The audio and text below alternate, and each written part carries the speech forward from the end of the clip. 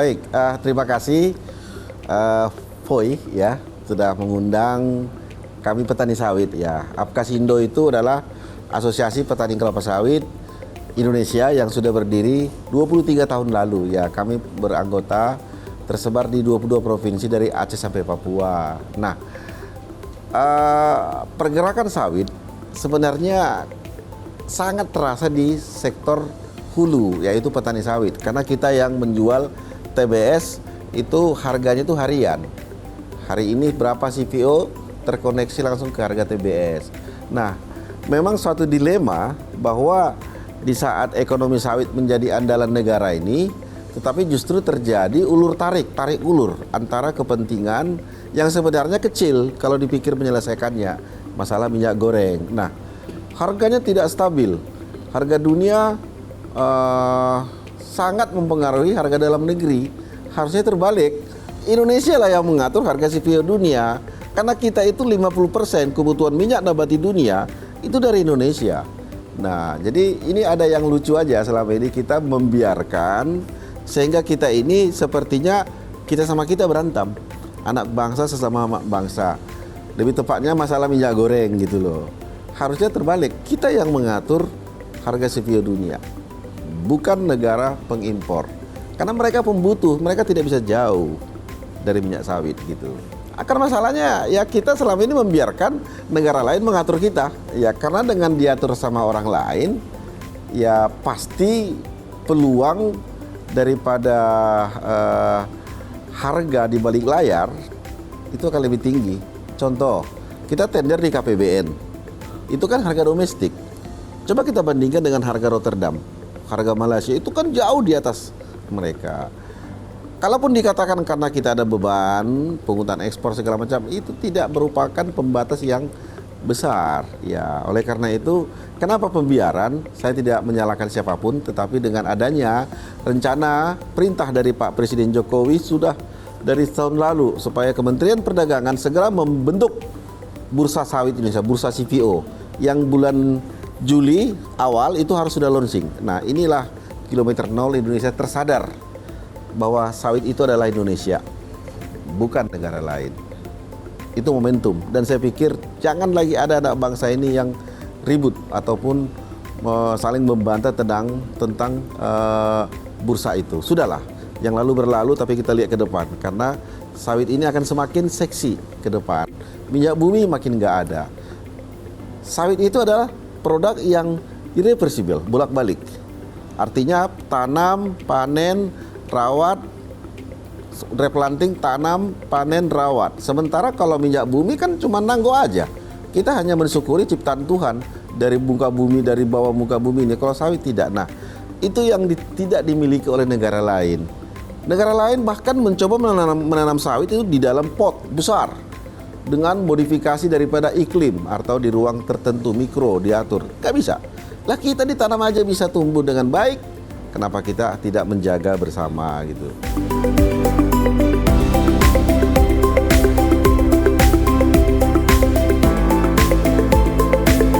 Jadi sebenarnya pemerintah sudah cukup sudah cukup memberikan ruang dan tempat dan waktu kepada asosiasi baik GAPKI, Apkasindo selaku organisasi terbesar petani sawit. Apkasindo itu kan tidak hanya membawai petani swadaya, tapi juga petani yang bermitra. Jadi kedua kelompok petani ini ada di bawah kita. Nah, kalau saya melihat pemerintah sudah cukup bagus memberi peluang. Cuman sekarang persoalannya adalah peluang tersebut juga diiringi oleh regulasi pemerintah yang harus kokoh. Tidak hanya melihat sepihak, tetapi harus melihat ketiga pihak. Apa ketiga pihak itu adalah? Pertama, produsen, itu adalah petani dan korporasi. Yang kedua adalah konsumen. Konsumen itu adalah bisa negara domestik kita, bisa juga negara lain. Yang ketiga adalah keseimbangan antara satu dan dua, konsumsi dan supply and demand gitu loh. Nah, ini yang harus diatur. Nah, banyak kendala yang kita lihat selama ini terjadi. Tapi marilah kita belajar ya dari kendala-kendala yang lalu supaya jangan terulang lagi hal-hal yang justru sebenarnya memalukan kita sebagai bangsa yang besar. Mengurusin minyak goreng aja kita kacau balau kan gitu. Padahal itu suatu pekerjaan yang sangat sederhana. Nah gitu.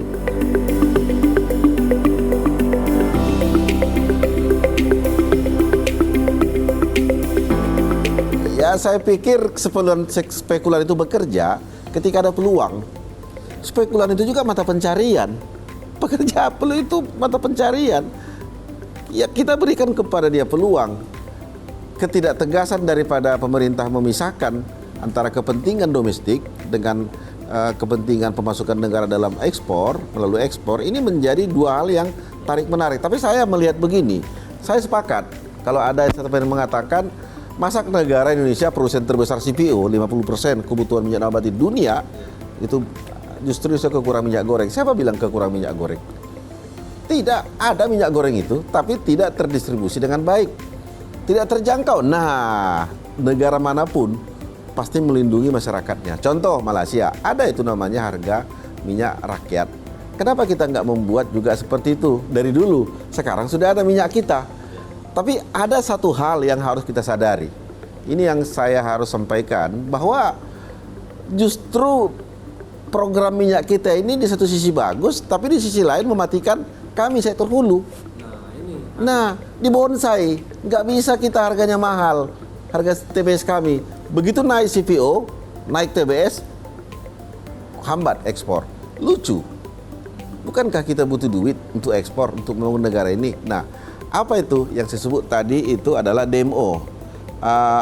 Domestic Market Obligation. Artinya wajib pasok. Sesungguhnya DMO itu adalah beban di sektor hulu. Jadi kalau ditanya, hari ini gimana harga CPO domestik? Anjlok.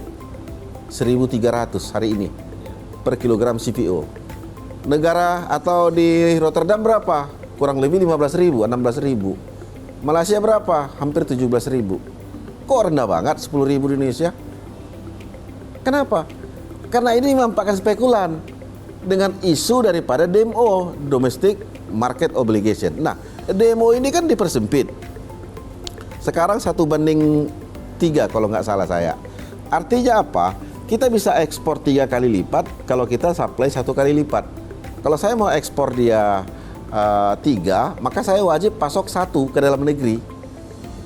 Lah kan ini kan memperlambat ekspor. Tujuannya apa? Untuk memastikan ketersediaan minyak goreng dalam negeri. Walah, kok bisa minyak goreng menghancurkan semua sistem daripada perdagangan, industri daripada minyak sawit? Harusnya minyak goreng itu dibuat dalam bentuk kemasan sederhana, berapapun harga minyak CPO, minyak goreng head 14.000. Selisih head 14.000 dengan harga keekonomisan itu disubsidi dari dana BPDPKS, dana sawit. Ya oke lah katanya, kemarin aja nggak dibayar ya, itu kan karena peraturannya berubah-ubah tiap minggu. Belum lagi berlangsung peraturannya udah dirubah lagi, panik ketika itu. Tapi kan sekarang dalam keadaan baik-baik saja. Kenapa kita nggak mencoba untuk menyederhanakan persoalan? Kebutuhan konsumen minyak goreng terpenuhi, petani sawit mendapatkan haknya, eksportir mendapatkan devisanya, pendapatannya. Jadi kita yang sekarang terjadi ini, yang penting minyak goreng tersedia. Mampus klien petani sawit, nggak ada urusan. Kan itu sekarang. Kalau korporasi itu eksportir CPO, nggak ada urusan mereka. Karena mereka mendapatkan harga internasional. Kami yang petani disuruh berkibar kepada harga domestik. Ya nggak adil dong. Hari ini harga TBS kami sudah anjlok, udah tinggal Rp1.400 per kilogram. Apa yang mau didapat lagi? Modal 1 kilogram itu adalah 2.150. Tekor rata-rata Rp500 kami per kilo.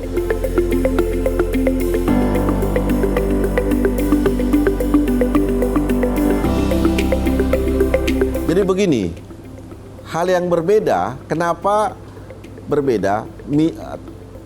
TBS, tandan buah sawit atau tandan buah segar, itu harga jualnya tidak berdasarkan HPP, tidak diambil dari HPP, harga pokok produksi atau biaya produksi per kilogram. Berbeda dengan jagung, berapa biaya produksinya, maka harganya sekian, padi dan lain-lain. Nah, kalau sawit tidak, harga TBS itu ditentukan dari harga CPO tender internasional, tender di KPBN. Jadi dirujuk dari harga tender, maka turunlah di harga CPO.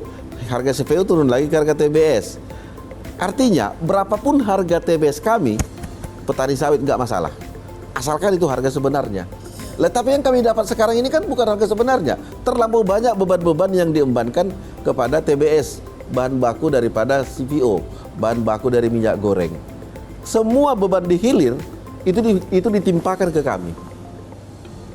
Semua beban di hilir, baik itu pajak, pungutan ekspor, termasuk juga biaya-biaya proses di pabrik kelapa sawit maupun pasca pengolahan di pabrik kelapa sawit, BOTL namanya, itu semua dibebankan ke harga TBS. Lah ini yang membuat semuanya menjadi anjlok.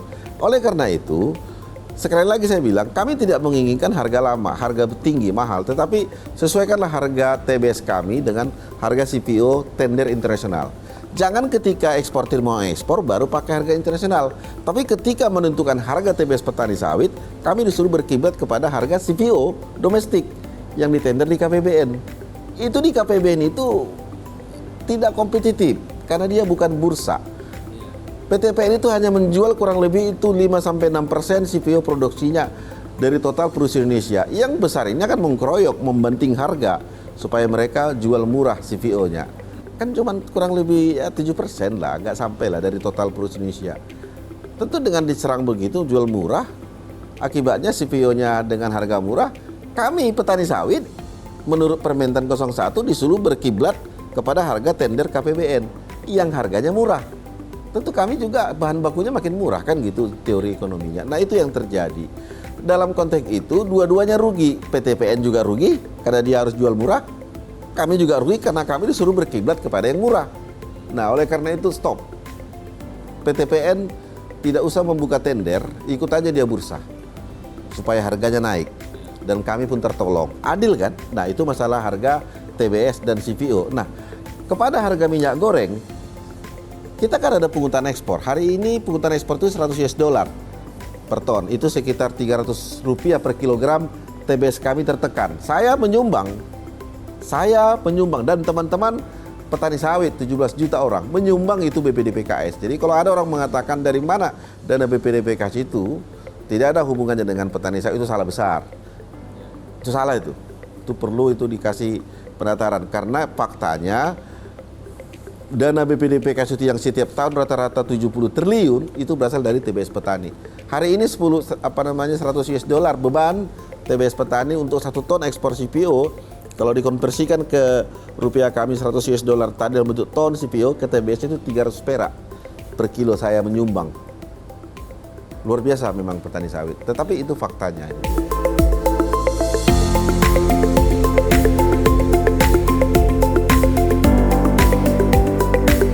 Ya, bukan hanya ketuhan aja yang nggak kami sampaikan. Udah capek gitu loh. Iya, kadang-kadang kita ya ekonomi statistik kita banyak hebat-hebat.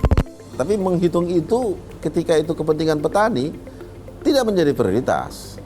Sederhana sekali. Persoalan minyak sawit di Indonesia ini adalah karena minyak goreng. Sampai Pak Jokowi melakukan larangan ekspor, ya kami pada prinsipnya kan sebagai rakyat juga harus mendukung kebijakan. Sekalipun itu menyakitkan, tapi itu fakta yang harus diambil Presiden. Bahwa akibat menyelamatkan kepentingan minyak goreng domestik, stop ekspor. Padahal kita tahu ekspor CPO lah roda penggerak ekonomi Indonesia gitu.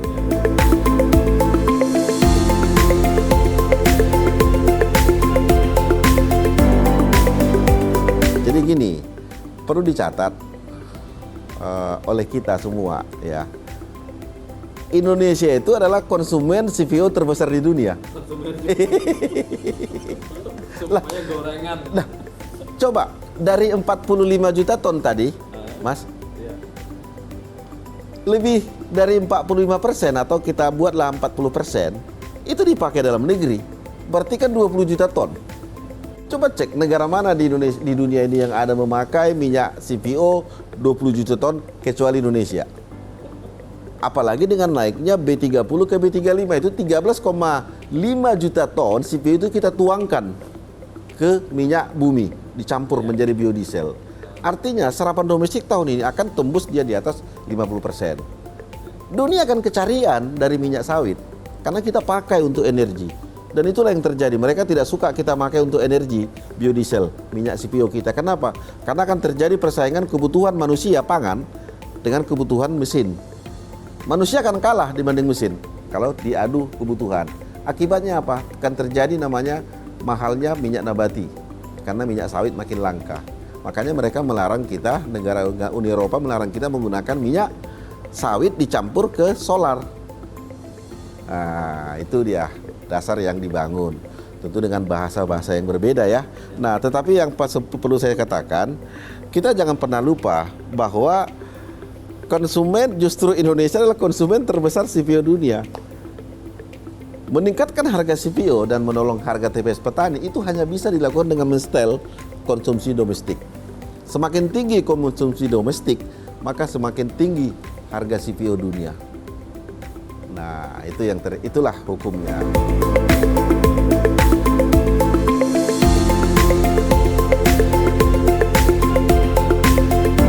Sebenarnya kita juga harus jujur ya berkata ya, jangan untuk kepentingan pihak tertentu, teman-teman penggiat lingkungan malah menggunakan data yang tidak resmi. Nah, Indonesia saat ini kan hutannya kan 178 juta hektar. Sementara perkebunan sawit 16,38 yang diklaim dalam kawasan hutan itu hanya 3,4 juta hektar. Abang bisa bayangkan 3,4 juta berbanding 128 juta, apalah susahnya menyelesaikan ini?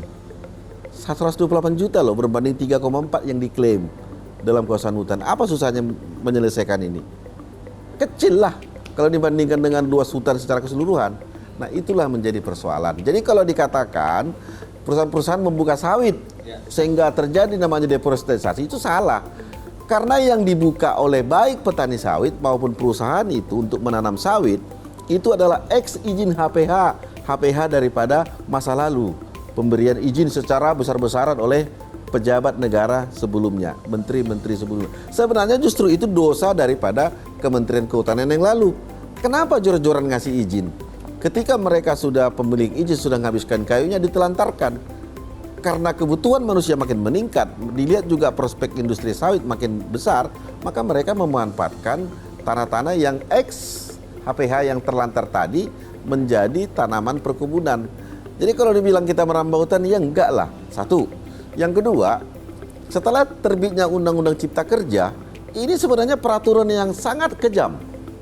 Dalam artian tegas ya. Tidak ada lagi pembukaan kawasan hutan yang bukan peruntukannya bukan untuk hutan, bukan untuk sawit. Nah, yang kedua, bahkan yang APL itu non kawasan hutan, ditanam sawit, sekalipun di APL, jika peruntukannya bukan untuk perkebunan, nggak bisa. Ketat sekali. Jadi kalau ada orang mengatakan deforestasi itu bohong. Suka sekali menggunakan istilah deforestasi, padahal dia tidak mengerti. Jadi saya tegaskan sekali lagi, tidak ada deforestasi. Yang ada adalah pemanfaatan ex HPH yang ditelantarkan oleh pemilik izin sebelumnya karena kayunya sudah habis dieksplorasi untuk kepentingan. Jadi saya hanya mengatakan justru sawit adalah penyelamat tanah yang terdegradasi akibat pemanfaatan kayu oleh izin HPH. Tanah yang terdegradasi itu ditanam sawit, itulah sekarang kurang lebih yang diklaim itu 3,4 juta hektar gitu.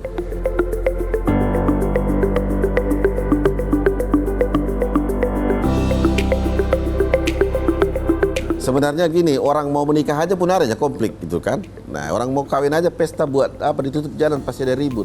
Jadi dalam konteks ini saya setuju itu ya ISPO ataupun keberlanjutan dari sawit itu kan 3 dimensi pokok. Satu dimensi ekonomi, satu lagi dimensi sosial, satu lagi itu dimensi lingkungan. Ketiga ini harus seimbang, nggak boleh mendewakan salah satu dari yang tiganya ataupun mematikan salah satu dari tiganya. Contoh yang tadi itu adalah masalah lingkungan ya. Saya melihat lingkungan perlu dijaga, tetapi bukan berarti dia menjadi dewa untuk yang 2 dimensi tadi, harus seimbang. Nah, kalau dikatakan banyak mengambil tanah bentrok segala macam, ya ada beberapa, tapi itu kecil dibandingkan dengan 16,3 juta hektar.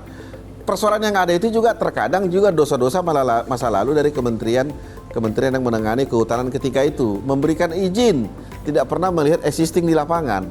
Sudah ada masyarakat, tanah adat, sudah ada itu bukti-bukti sejarah, kenapa lagi dikasih izin di situ? Harusnya juga mereka sebelum ngasih izin dia dulu existing di lapangan, itu tahun 80-an, tahun 90-an. Begitu izin dikasih, datang si pemegang izin, ketemu masyarakat ribut. Nah, itu satu. Yang kedua, adanya juga kecemburuan sosial. Nah, ini tadi dimensi yang kedua. Ya ini juga harus dikoreksi. Saya tidak mengatakan industri sawit sudah sempurna. Teman-teman korporasi, baik kami petani sawit, harus melihat juga dimensi ekonomi ini sangat penting untuk kita review kembali apa model apa, dan itu tidak susah. Yang pasti 3 dimensi tadi, ekologi, sosial, dan ekonomi harus sejalan. Nggak boleh ekologi menjadi dewanya yang lain gitu.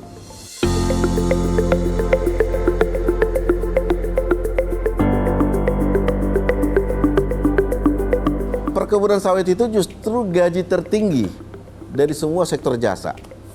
Gaji tertinggi. Nah, hanya gaji tertinggi ini didapat ketika dia mendapatkan ditambah dengan premi dan harga sawit yang bagus. Nah, jadi harga sawit itu rata-rata dia kalau pemanen untuk petani ya, bukan korporasi, itu sebulan didapat kurang lebih 4 sampai 5 juta. Itu kan sudah di atas UMR. Nah, kalau dia pegawai swasta ya kurang lebih dia pemanennya itu ya kurang lebih 3,5 sampai 4,5 juta per bulan. Artinya memang lebih mahal di petani sawit. Jadi isu-isu ketenaga kerjaan ini juga sering digunakan oleh negara asing atau NGO penggiat daripada ketenaga kerjaan yang mengatakan di kebun sawit itu banyak memberdayakan anak-anak di bawah umur. Ya bagaimana mungkin? Masa lebih besar pisau egreknya daripada anaknya? Gimana ngangkatnya? Nggak bisa. Jadi terkadang-kadang dikarang-karang supaya menyudutkan sawit. Tidak. Jadi kebiasaan kita orang tua membawa anaknya ke kebun, diletak di situ, mungkin sambil lari-lari main-main, itu disebut memberdayakan anak-anak di bawah umur. Tidak. Jadi industri sawit itu sangat sangat bagus komunikasinya dengan pekerjanya, terkhusus dari aspek petani sawit Indonesia gitu.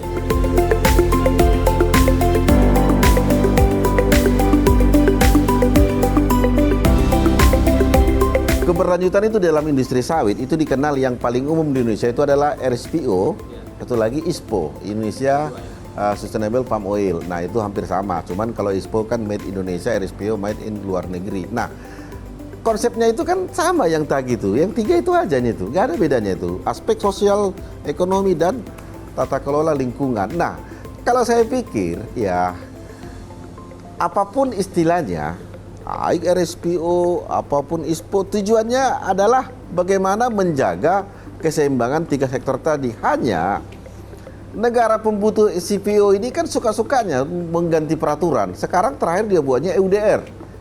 Itu kan undang-undang anti deforestasi segala macam. Tanpa undang-undang EUDR itu saja, Indonesia sudah punya undang cipta kerja.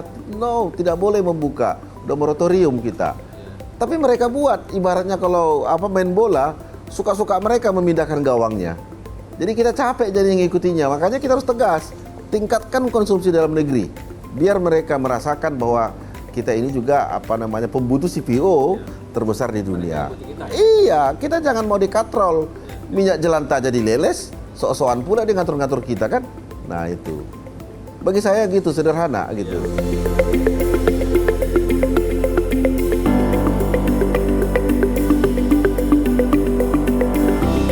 Jadi begini Mas, saya adalah juga seorang peneliti ya.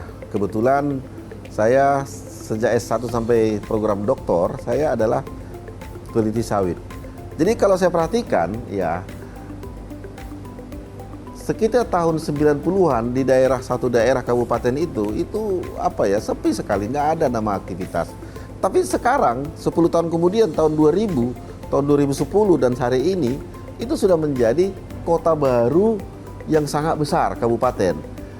Itu boleh disebutkan contohnya? Iya, contoh Kabupaten Pelelawan, Kabupaten Kampar, Kabupaten yang di Riau ya, di Kalimantan, Lamandau, Kalimantan Tengah, dan Sintang di Kalimantan Barat. Sekarang di sana itu semua bank ada bank BUMN, ada bank swasta, showroom mobil ada, apalagi showroom sepeda motor. Mobil second showroomnya mana ada di kampung-kampung. Bisa orang jual showroom kalau tidak ada perputaran uang minimum 1 hari sekian miliar.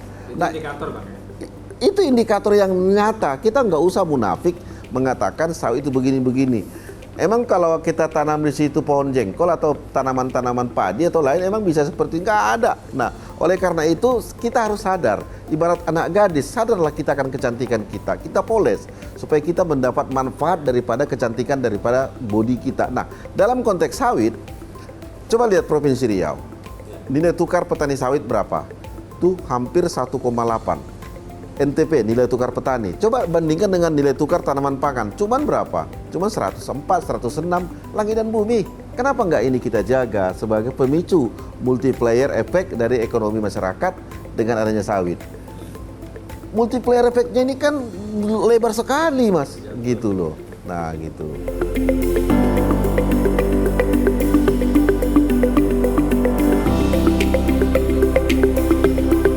Tapi hal yang menarik ya, ketika harga TBS naik, itu kejahatan di perkotaan menurun. Karena mereka bekerja, jadinya balik ke kampung, memanen sawit, mengangkat masuk ke dalam rantai pasok sawit. Nah, ketika harga TBS naik, tapi memang di saat bersamaan, ketika harga TBS naik, ninja TBS, ninja sawit banyak. Saya pikir ninja itu sederhana lah, ya masing-masing jaga kebunnya. Ada security, pam segala macam, silakan diaktifkan. Enggak kok, tidak susah. Mencuri sawit itu tidak sama dengan mencuri jam kalau kita kantongi hilang. Mencuri sawit, TBS, pasti ketahuan. Pasti ditumpuknya depan rumah. Kok dia bisa punya TBS, nggak punya kebun? Atau, kok bisa dia ngantar buah sawit ke toke, padahal dia tidak memiliki kebun? Kan gampang menebaknya. Nah, itu saya pikir tidak menjadi persoalan inti. Justru itu adalah salah satu dinamika multi proyek daripada ekonomi sawit ini gitu loh.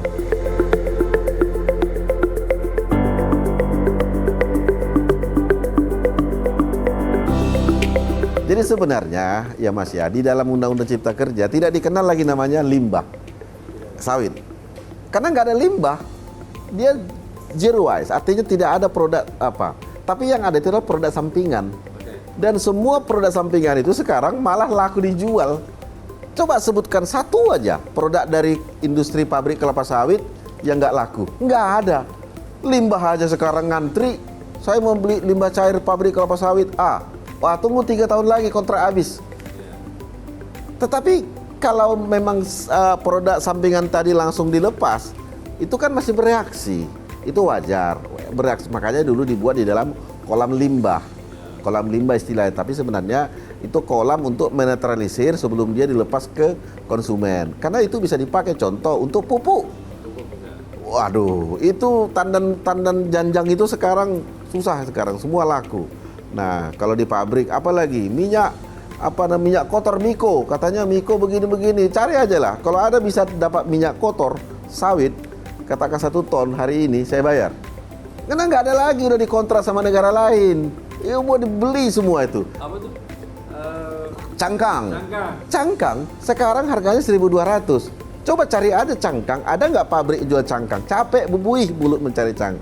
Karena mereka sudah kontak jangka panjang. Jadi tidak ada lagi yang terbuang. Kita bersyukur akan industri sawit yang zero waste atau tidak ada limbah. Nah, cuman persoalan sekarang bagaimana kita kembali melihat kemolekan daripada tubuh sawit ini semua menjadi punya peran. Jadi itu tantangan ya kepada kita, dan kita jangan pernah malu mengatakan sawit itu adalah Indonesia, penyelamat ekonomi Indonesia. Indonesia cepat pulih dari COVID itu. Kalau tidak ada sawit habis kita. Tahun lalu 2023 kita 700 triliun devisa negara masuk. Mana ada begitu pendapatan negara lain. Dari total pendapatan devisa negara itu 98% itu dari sawit. Mau ngomong apa lagi? Masih juga mengatakan sawit itu begini. Itu patut dibawa ke rumah sakit jiwa orang itu. Lah, iya, faktanya begitu, Mas. Jadi kalau kita lihat anak-anak petani sawit itu dan ekonomi sawit di sekitar kebun itu, ataupun kita tarik lebih jauh ke kota, hidup dengan adanya sawit. Pasar-pasar tradisional maju. Pasar modern juga terdongkrak, jadi multiplier effect. Tapi satu hal yang saya sampaikan, mungkin banyak orang tidak tahu. 1.000 hektar kebun perusahaan itu, multiplier effect dari segi sosial, itu setara dengan 1 hektar kebun sawit rakyat. 1.000 berbanding 1. Dari segi aspek sosial ya.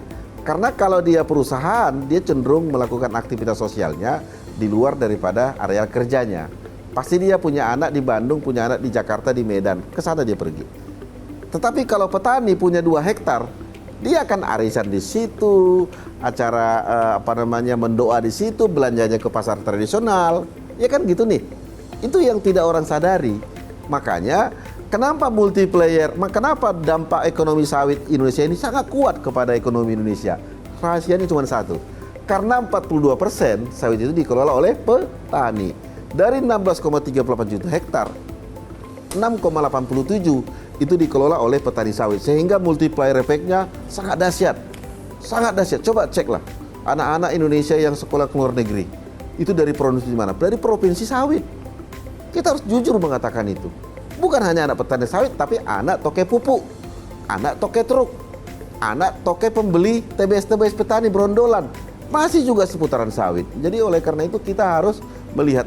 Saya sangat yakin beda dengan minyak bumi. Minyak bumi Indonesia akan habis tahun 2030. Tapi kalau sawit, habis di 2030, tanam kembali. Sekarang sudah ada namanya bensa, bensin sawit.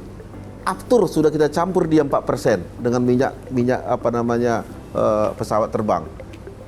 Kalau biosolar oke lah, itu sudah jelas. D100 sudah ada, artinya 100% dengan menggunakan minyak kelapa sawit untuk diesel. Sudah ada teknologinya. Solar merah putih yang kemarin. Nah, ini yang saya sebut tadi, mari kita ngambil peran. Kalaupun ada yang kurang, saya pikir, dan saya bilang tadi, mau menikah aja pun pasti ada persoalan. Apalagi sawit, pasti kita perbaiki semua.